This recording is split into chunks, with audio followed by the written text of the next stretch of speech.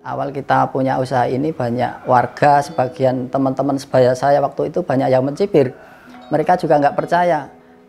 Jualan batok itu kan sebatas kayak orang-orang mbok-mbok di pasar itu. Paling jualan iros, jual entong.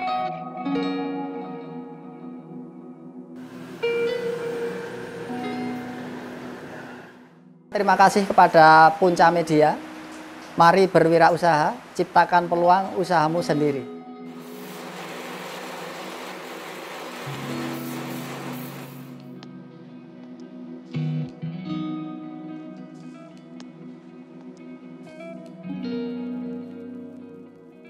Perkenalkan, nama saya Bapak Subhanur Taufik yang punya usaha Cumplung Aji namanya, dan beralamat di Desa Wisata Kampung Santan, tepatnya di Kampung Santan, Guwosari, Pajangan, Bantul. Di tahun 1992 itu memang awal kita merintis usaha, dan sebetulnya ilmu ini kita dapat juga otodidak, kita nggak punya basic di bangku sekolah juga. Awalnya gini, sedikit cerita, karena saya lulusan SMA tahun 91 dan sebetulnya di awal itu saya ingin meneruskan kuliah, tapi karena belum ada kesempatan, 1 tahun itu saya sering main di Malioboro. Nah, di Malioboro di kaki 5 di tahun 90-an itu banyak para penjual souvenir yang bahan bakunya semua dari limbah. Ada yang dari limbah kulit, ada dari limbah kayu, dan mereka bikin sebatas souvenir waktu itu gantungan kunci. Dan saya akhirnya timbul ide, mungkinkah batok kelapa dijadikan souvenir. Dan akhirnya sampai di rumah saya mencoba bikin souvenir, dan ternyata bisa. Di saat itu juga banyak limbah batok kelapa, dan akhirnya dengan adanya batok kelapa yang banyak, akhirnya timbul ide untuk bikin kerajinan batok kelapa. Di tahun 90-an itu memang tidak secanggih saat ini. Dulu saya mengandalkan ikut pameran, ikut event-event kecil-kecilan waktu itu. Dan yang paling menjanjikan dan bisa mengangkat saya ikut pameran di PRJ. Jadi di Benteng Vanderburg waktu itu ikut pameran FKJ kalau di Jogja. Di situ mendapatkan buyer, karena kebanyakan pengunjung kan dari orang-orang luar. Dan disitulah menjadi penyemangat saya, ternyata produk kita ini memang layak untuk kita jual ke orang asing. Dan orang asing memang menghargai karya seni gitu. Memang perjalanannya cukup berat juga. Awal kita punya usaha ini banyak warga, sebagian teman-teman sebaya saya waktu itu banyak yang mencibir. Mereka juga nggak percaya. Jualan batok itu kan sebatas kayak orang-orang mbok-mbok di pasar itu. Paling jualan iros, jual entong. Dan mereka juga belum yakin kalau usaha ini akan menjanjikan. Tapi dengan adanya suara teman-teman seperti itu, akhirnya menjadi pemacu, menjadi motivasi bagi saya untuk menjadikan usaha ini memang betul-betul menjanjikan. Dan sambil perjalanannya waktu, akhirnya kok kita bisa ekspor. Lah setelah banyak buyer asing, orang pada pesan ke sini, teman-teman pada ingin dan kepingin. Akhirnya mereka kita rekrut, kita ajari cara bikinnya, cara pasarnya, dan akhirnya mereka sampai sekarang pun mengikuti usaha kami. Ini agak sedikit kayak bahasa Jawane harus sedikit sombong ya, karena orang kita, khususnya teman-teman waktu dulu itu, kalau belum ada usaha, belum ada bukti, mereka juga kayaknya tidak yakin. Dan dengan adanya bukti yang saya tampilkan istilahnya, dari hasil ini kita bisa beli ini, bisa bangun ini, dan akhirnya mereka kan ingin ikut-ikutan. Jadi mereka terbuka wawasannya, terbuka keinginannya, karena setelah saya mendapatkan hasil. Jadi karena sudah ada manisnya, mereka ikut-ikutan. Dan bagi saya sendiri, usaha ini masih sangat-sangat menjanjikan, karena selama ini dan akhir-akhir ini produk yang kita bikin kebanyakan adalah peralatan makan. Dan bagi kami sendiri kayaknya orang masih selama butuh makan masih membutuhkan alat untuk makan ini. Jadi kayaknya prosesnya masih selamanya kayaknya. Kalau tantangan sebetulnya kalau dari awal kita merintis usaha, pertama ya pasar. Tapi kalau sekarang sudah kebalik. Pasar sangat menjanjikan dan sangat banyak pasar. Cuma permasalahan yang ada di lapangan sekarang adalah SDM, sumber daya manusianya. Jadi kita sangat kesulitan untuk merekrut tenaga kerjanya. bukan yang tenaga kerja yang asal-asalan. Kan ini kan namanya handicraft, jadi memang kerajinan tangan. Jadi harus tuntutan dari buyer itu memang harus kualitasnya.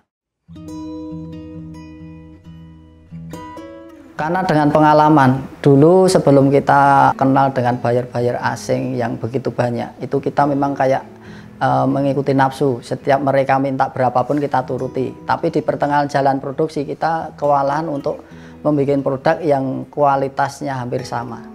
Dan sekarang kita malah kebalik, buyer harus mengikuti kita. Jadi kita mampunya sekian untuk menjaga kualitas. Jadi kita tidak akan mengejar kapasitas dengan kualitas yang tidak memuaskan.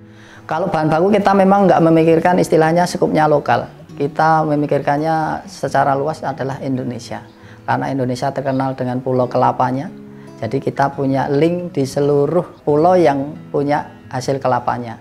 Dari akhir-akhir bulan ini ada dari Jambi, dari Lampung, dari Kalimantan itu pada study banding ke sini. Mereka ingin juga memanfaatkan hasil kelapanya yang di sana yang melimpah. Kalau kita kebetulan sebelum adanya Covid ini memang istilahnya kita persentase 75% ekspor, 25% lokal. Tapi sekarang kebalik.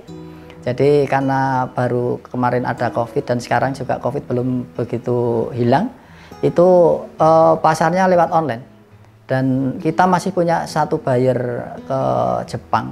Kalau sebelum Covid itu pertama kali kita ekspor yang kecil-kecilan di tahun 93 itu ke Singapura, ke Malaysia, ke Brunei. Tapi setelah itu 95-98 kita booming ke lewat buyer Kanada, pasarnya ke Hawaii. Itu banyak banget. Dan setelah itu, setelah tahun 2010 terus sampai sekarang sebelum ada Covid itu kita kawasan Eropa. Kita pernah ke Prancis, ke Italia, ke Spanyol pernah ada juga, terus yang ke Jerman juga ada.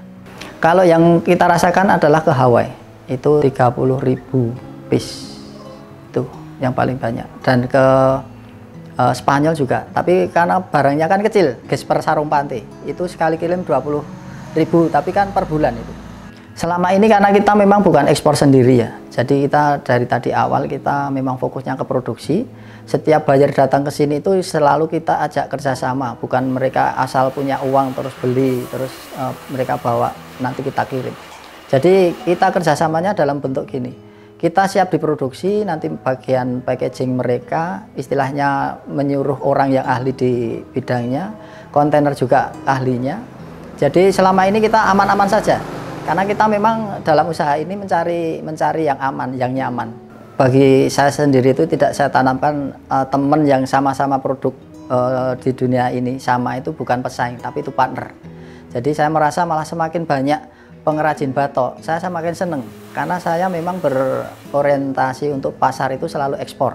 Sementara pasar ekspor kan kapasitasnya kan banyak. Sementara kalau kita memikirkan pesaing dan semua kita kerjakan sendiri malah tidak akan tercapai untuk target itu. Makanya sampai sekarang pun banyak pengrajin pemula-pemula itu malah semua kita ajak kerjasama. Proses bikin, contohnya ini ya contohnya cangkir. Sebetulnya proses bikin produk ini sangat simpel.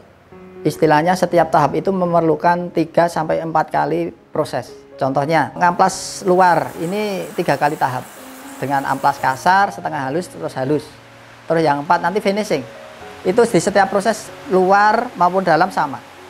Itu semua perlakuannya sama. Setelah itu kita rangkai. Jadi sebetulnya sangat simpel. Jadi saya yakin kalau orang yang ingin betul-betul ingin berusaha, ini adalah peluang usaha yang menjanjikan dan mudah cara kerjanya, cara bikinnya. Kalau yang kita tekuni saat ini kebanyakan peralatan makan, mulai dari cangkir, ada mangkok, ada chopstick, sumpit, ada sendok, ada ya pokoknya peralatan makan. Kalau produk kita memang harga terjangkau karena istilahnya kita produk massal, bukan produk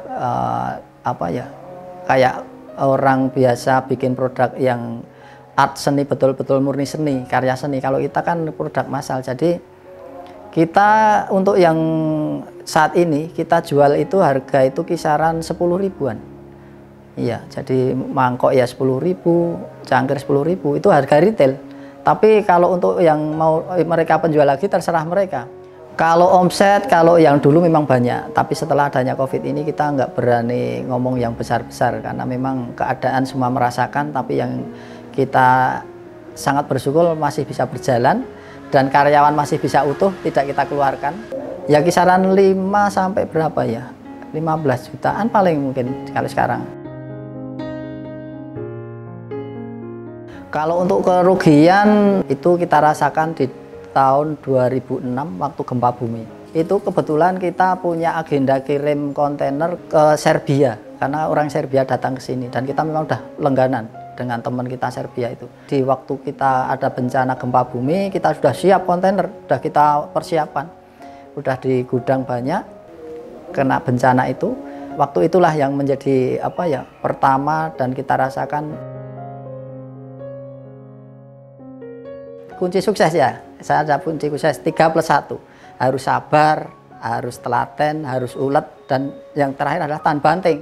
Kita di pertengahan jalan jatuh, jangan terus berhenti. Tetap kita berdiri, nanti jalan lagi. Ayo kita berani berusaha, jangan takut berusaha. Nanti akan sukses dengan sendirinya.